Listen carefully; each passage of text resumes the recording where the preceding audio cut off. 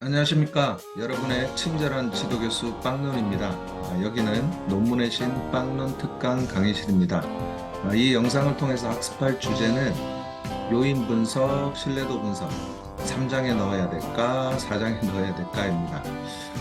여러분들은 중요하게 여기지 않을 수도 있는데요. 제가 판단할 때는 매우 중요한 것입니다. 이것도 굉장히 중요한 부분이기 때문에 이 부분을 오늘 학습을 통해서 확실히 여러분들께 정립해 드리고자 이 강의를 준비를 했습니다. 자, 요인 분석, 신뢰도 분석, 빈도 분석은 목차상 위치가 어디일까? 이런 생각 여러분들 한번 해보신 적 있나요? 이 대부분의 연구자들은 이 선행 연구의 목차를 이제 참고를 해가지고 이제 자신의 연구 목차를 구성을 하잖아요.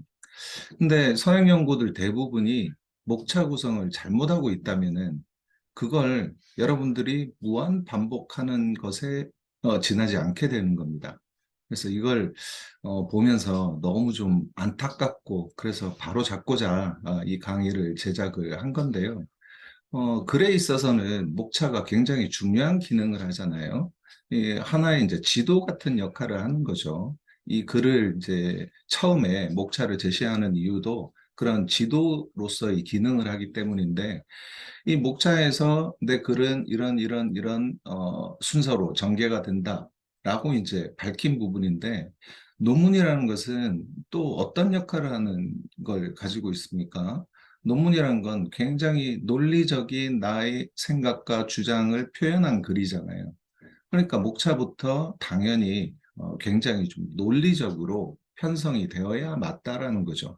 그런데 목차가 좀 아쉽게도 이제 양적 연구에 있어서 뭐 이런 목차가 좀 잘못 이제 정해져 있는 경우가 제가 볼 때는 굉장히 많아요. 어느 정도 수준이냐면 이렇게 논리성이 부족한 목차라고 제가 이제 표현을 했는데 이런 논리적이지 않은 목차로 구성을 하는 경우가 95%는 되는 것 같아요. 그리고 제가 제안하는 목차, 논리성을 갖추고 있다고 생각하는 목차는 정말 찾기 힘든데 한 5% 정도 있는 것 같아요. 이건 뭐 정확한 통계 수치는 아닙니다. 제 느낌입니다. 막 이렇게 논문을 뒤져보다 보면은 대부분의 논문이 목차를 이렇게 논리성이 부족한 목차 형태를 띠고 있다라는 거죠. 그리고 제가 제안하는 이런 목차로 구성되어 있는 경우는 불과 5% 수준에 지나지 않는 거 아닌가? 저는 이제 그렇게 판단을 합니다. 그러면 논리성이 부족한 목차와 논리성을 갖춘 목차는 어떤 차이가 있을까요? 제가 이렇게 색칠을 해놨습니다. 한번 볼까요? 자, 뭐 1장이나 2장의 뭐 일반적인 경우입니다. 이거는 논문의 목차가 항상 이런 형태를 띠는 것은 아니죠. 그리고 양적 연구에 한해서 지금 목차를 제가 말씀을 드린 거고 여기에 뭐 부가적으로 뭐 이제 혼합 연구 형태로 질적 연구도 추가를 한다. 그러면 목차가 달라질 겁니다. 아주 전형적인 양적 연구에 있어서의 목차 형태를 제가 지금 보여드린 건데 이 중에서 뭐 서론하고 이론적 배경이야 뭐 별반 다를 건 없죠. 그런데 이제 3장은 연구 방법, 4장은 연구 결과, 5장 결론 이런 식으로 목차를 일반적으로 구성을 하게 될 겁니다. 그리고 3장에서 연구 방법도 일반적으로는요. 1절, 2절, 3절, 4절 정도로 나누고 뭐 1절에선 연구 모형 및 가설, 그리고 변수의 조작적 정의, 뭔가 좀 역량관계를, 연구 변수들 간의 역량관계를 검증하는 그런 연구였을 경우에는 이런 연구 모형 및 가설을 1절에 제시를 할 거고, 변수의 조작적 정의를 2절에 제시를 할 겁니다. 그리고 분석 자료의 수집, 분석 방법, 이렇게 이제 보통 통상적으로 순서를 정해서 세부 목차로 구성을 하죠. 이거는 뭐 순서는 조금 바뀔 수 있어요. 그건 중요한 게 아닙니다.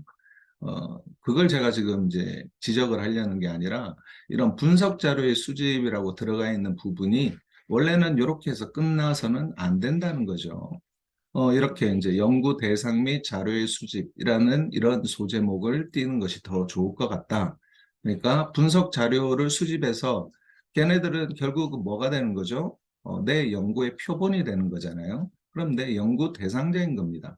그걸 같이 밝히는 것이 좋고, 여기에는 이런 연구 방법에는 제가 생각하는 것은 뭐냐면은, 제가 생각한다기보다는 제가 주장하는 것이 뭔가 하면은, 이렇게 연구 대상을 밝혔으면, 자료의 수집과 연구 대상을 밝혔으면 이 3장에서 이제 그 연구 대상자의 인구 사회학적 특성을 이제 빈도 분석을 하지 않습니까? 그 빈도 분석 결과를 저는 3장에서 제시하는 게 맞다라고 생각을 하는 거예요.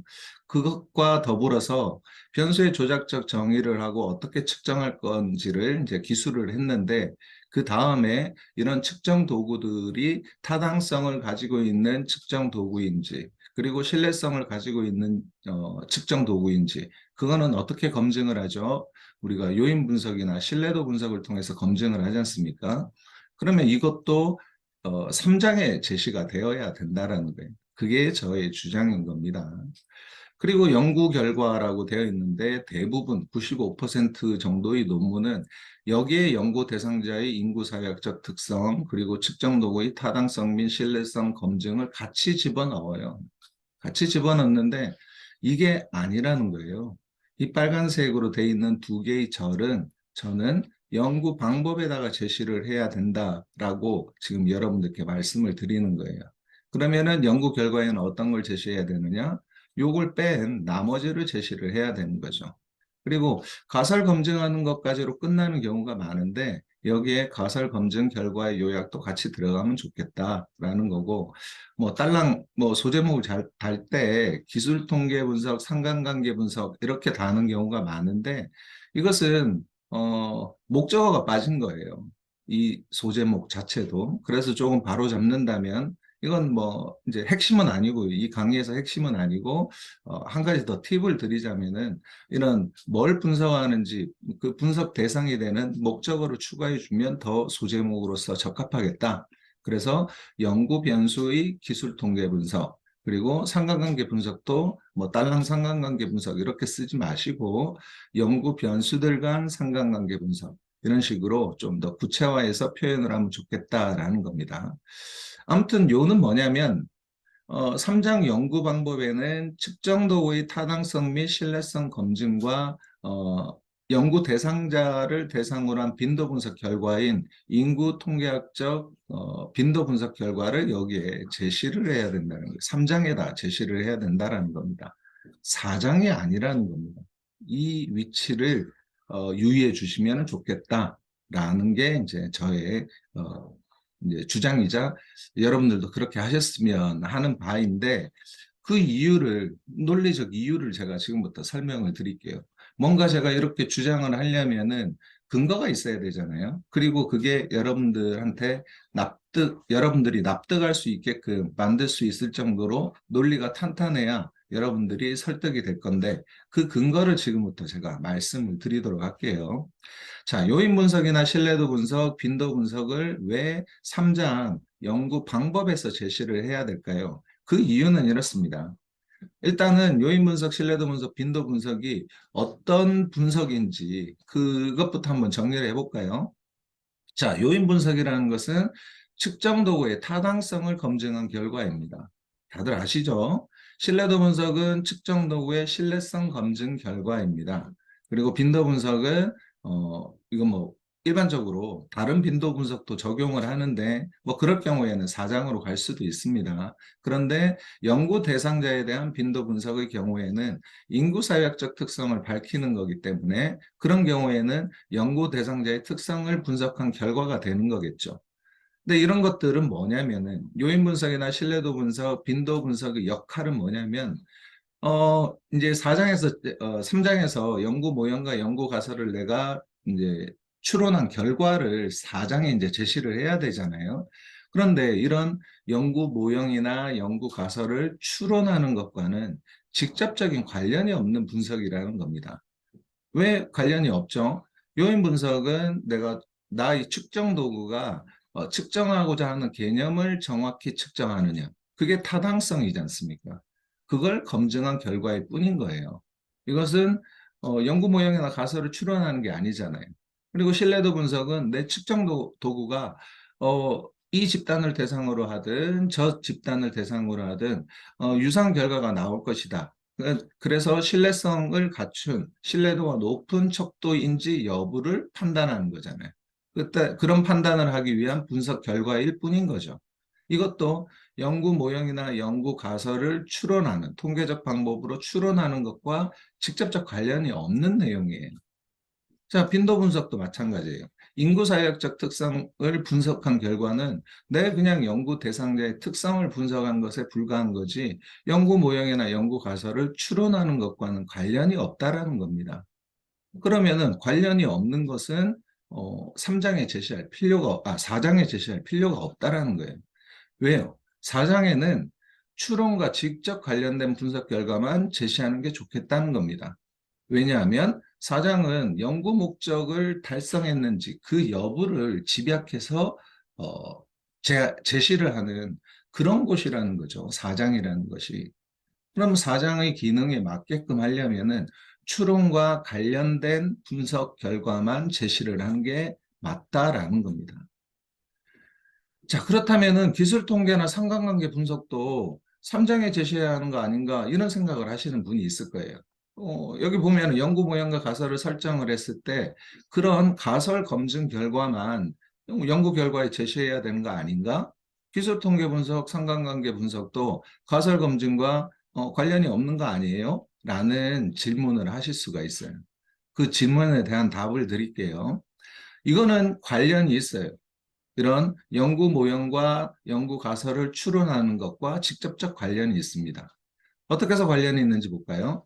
자, 우리가 어떤 변수들 간의 영향관계를 검증한다 그랬을 경우에는 보통은 회귀 분석의 방법론을 활용을 합니다. 그런데 이 회귀 분석의 방법론을 적용을 하려면 내가 수집한 분석 자료가 정규성을 띄어야 된다는 그런 조건을 충족을 해야 돼요. 그러면은 정규성 검증을 해야겠죠. 정규성을 충족하는지 여부를 판단하기 위해서 정규성 검증을 해야 되는데 그 정규성 검증하는 다양한 방법이 있지만 저는 기술 통계 분석을 통해서 외도와 첨도 통계량을 산출해서 정규성 검증을 하는 것을 추천을 드립니다.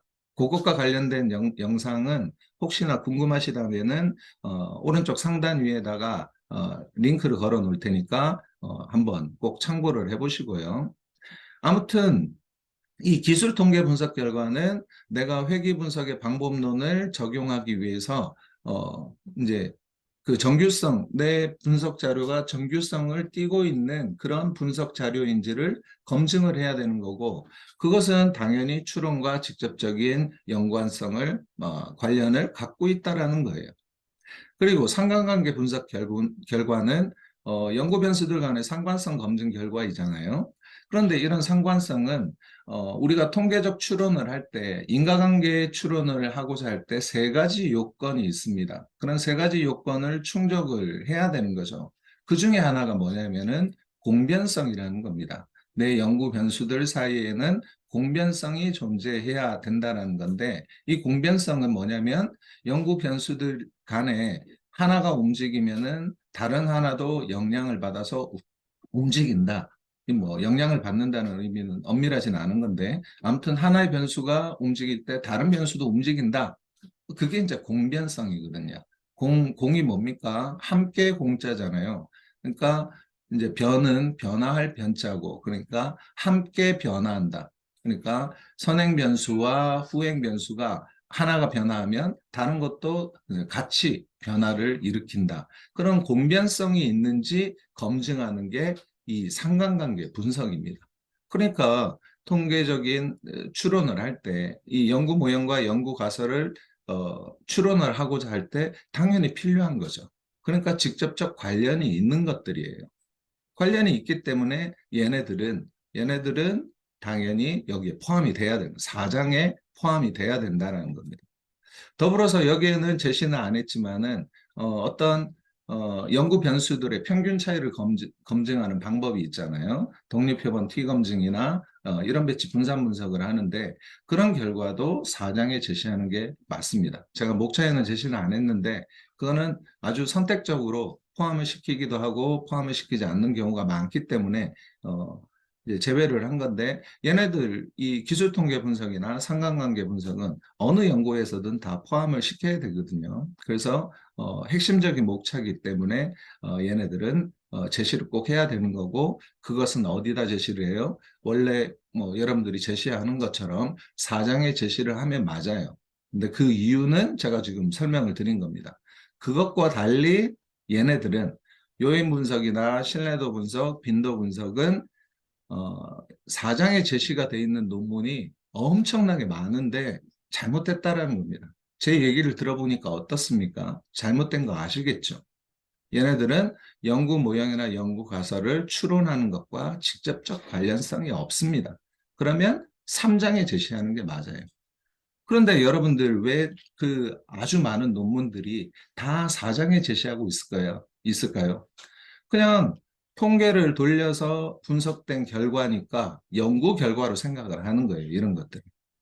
사실은 내 연구의 목적은 양적 연구에 있어서 연구의 목적은 연구 변수들 간의 인과관계를 검증하는 데 있잖아요. 그러면 그 인과관계 검증과 관련된 내용이 매우 중요한 내용이고 그 내용만 연구 결과에다 제시를 해야 된다라는 거죠. 그래서 이렇게 제가 처음에 보여드렸던 이렇게 구성되어 있는 것을 여러분들은 논문을 쓰실 때 이 영상을 시청하시는 분들은 적어도 이제 조금 선행 연구의 잘못된 부분에서 벗어날 필요가 있는 겁니다. 그래서 3장의 연구 방법을 저는 이렇게 꼭 구성을 했으면 좋겠어요. 변수의 조작적 정의를 하고 나면 그 다음에 측정 도구의 타당성 및 신뢰성 검증 결과를 제시해야 된다는 거예요. 그리고 자료의 수집, 분석 자료의 수집 결과를 제시를 할 때 연구 대상이란 제목도 달고 여기에 이제 자료를 어떻게 수집을 했고 그렇게 해서 최종적으로 내 이제 이 연구를 위해서 투입한 연구 대상자 수는 몇 명인데 그 사람들의 인구사회학적 특성은 이렇다. 이런 식으로 제4절의 내용을 채워야 된다라는 겁니다. 그리고 기존에 있던 얘네들요. 아주 잘못된 많은 논문들이 제시하는 연구 대상자의 인구사회학적 특성, 측정 도구의 타당성 및 신뢰성 검증 결과는 연구 결과에 제시하면 안 된다라는 겁니다. 자, 이런 95%가 범하는 오류를 여러분들은 따라할 거냐 이 말이에요. 저는 개념 있는 5%의 연구자에 여러분들이 속하길 바랍니다. 그런 의미에서 이 영상을 제작을 한 거고요. 이렇게 지금 보시는 목차처럼 이런 목차를 띠고 있는 논문이 있어요, 분명히. 5% 정도는 있습니다. 아주 찾기가 힘들 뿐이지 찾아보면 이런 이런 목차를 구성해서 연구를 한 분들이 꽤 있어요.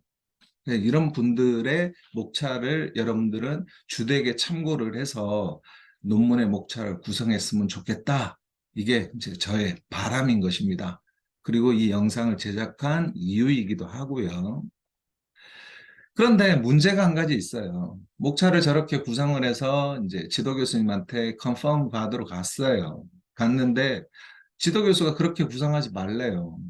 뭐 이거 뭐냐 이게 왜 이렇게 구성되어 있냐? 그러면은 여러분들이 네 이렇게 대답하고 끝내서는 안 되는 거예요. 제가 지금 여러분들한테 쭉 설명드린 것처럼 그렇게 지도 교수님을 설득을 시켜 보시라는 거예요. 뭐, 뭐 까부는 것처럼 느껴지지는 않게끔 이제 지도 교수님을 존중하는 마음으로 조심스럽게 설득을 해야겠죠, 당연히. 뭐 괜히 찍히면 안 좋잖아요.